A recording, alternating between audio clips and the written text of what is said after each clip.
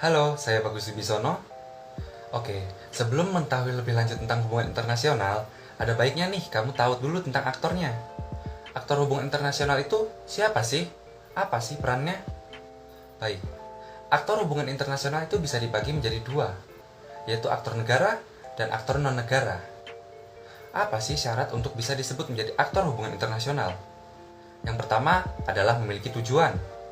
Yang kedua adalah mampu memobilisasi orang lain, kelompok lain, ataupun aktor hubungan internasional lainnya. Dan yang ketiga adalah mendapatkan respon atau reaksi dalam ruang lingkup global. Reaksi atau respon tersebut bisa berupa respon positif maupun negatif. Contoh respon positif yaitu adalah apresiasi dan kerjasama. Dan yang negatif adalah kecaman, konflik, dan peperangan. Nah, sekarang aktor negara nih. Siapa sih aktor negara? Aktor negara yaitu pemerintah dan menteri luar negeri. Tugas utamanya yaitu untuk berinteraksi dengan dunia internasional. Seperti contoh, masuk ke dalam organisasi internasional yang bertujuan untuk bekerja sama, menengahi konflik, atau mengambil keuntungan. Nah, sekarang aktor non-negara. Ada apa aja sih? Yang pertama, ada organisasi internasional. Organisasi internasional sendiri dibagi menjadi dua, yaitu organisasi internasional pemerintah yang disebut IGO dan organisasi internasional non-pemerintah yang disebut NGO. Pertama ke IGO dulu deh. IGO merupakan organisasi resmi di ruang lingkup dunia yang anggotanya sendiri berdasarkan apa tujuan dari organisasi tersebut, seperti perdagangan, perdamaian, dan lainnya. Contoh, PBB, UNESCO di bidang ilmu kebudayaan, FIFA di bidang olahraga, serta OPEC di bidang dagang, dan OKI di bidang agama. Selanjutnya, NGO. Tujuan utamanya adalah untuk pelayanan kepada masyarakat di berbagai bidang, serta pendanaannya sendiri bukan melalui pemerintah. Biasanya bersifat non-profit dan non-politik. NGO bekerja sebagai penyalur aspirasi-aspirasi tertentu kepada pemerintah. Contoh seperti Greenpeace, aspirasi tentang alam, Center of Orangutan, sebagai pelindungan hewan. Dan di Indonesia sendiri mempunyai NGO yang cukup terkenal, yaitu WALHI.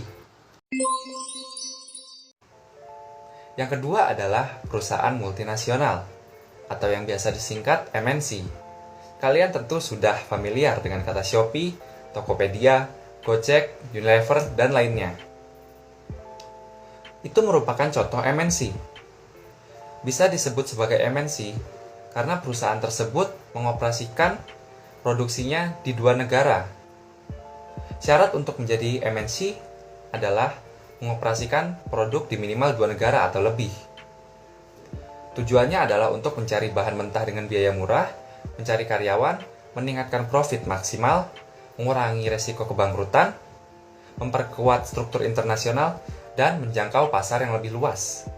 Karakteristiknya adalah beroperasi berpusat di negara induk, dengan negara cabang sebagai pengembangan, investasi, kerjasama, penggabungan atau merger, dan pengambil alihan paksa. Cakupan dari MNC itu meliputi agribisnis, industri pangan, industri manufaktur, transportasi, bank, hotel, tambang, dan lainnya. Adanya MNC di suatu negara tentu akan menimbulkan pro dan kontra. Namun di balik itu semua, ada spillover effect. Apa itu spillover effect? Itu merupakan fenomena berkembangnya suatu daerah akibat adanya pengembangan MNC di sekitar daerah tersebut. Bisa berdampak positif maupun negatif.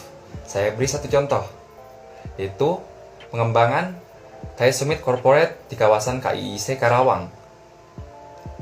Akibat adanya pengembangan tersebut, masyarakat sekitar menikmati hasilnya dengan adanya lowongan pekerjaan yang lebih banyak, meningkatnya infrastruktur pada daerah tersebut, juga meningkatkan sumber daya manusia.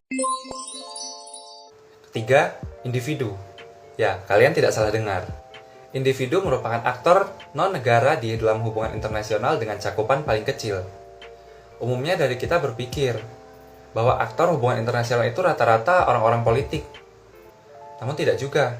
Seseorang yang berbisnis dengan negara lain itu juga bisa disebut sebagai aktor hubungan internasional. Lalu bagaimana dengan teroris, media massa, dan kelompok keagamaan?